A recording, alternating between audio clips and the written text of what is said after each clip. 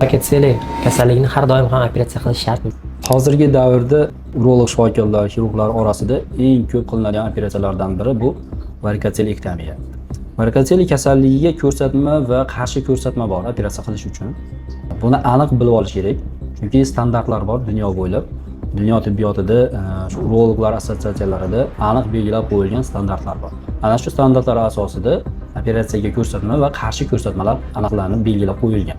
Mana shundan foydalanish kerak. Foydalanilgan holatda qachon? Quloq sohasidagi og'irlik, noxushlik yoki og'riq belgilari bo'ladi.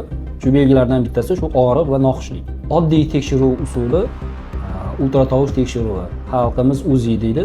UZI tekshiruvidan, ultratovush tekshiruvidan o'tkazish.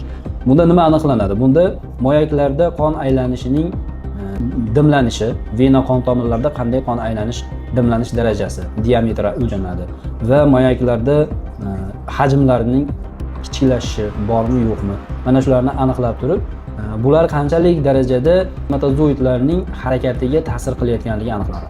Ana shunda haqiqiy ko'rsatma desa bo'ladi va shunga qarab turib operativ davo muolajasini tavsiya qilish kerak. Lekin hech qanday og'riq yo'q, tekshiruvlarda 3-darajadagi varikotseli aniqlanmasa, 1-darajali varikotselilarni operatsiya qilish nojoiz, noto'g'ri hisoblanadi.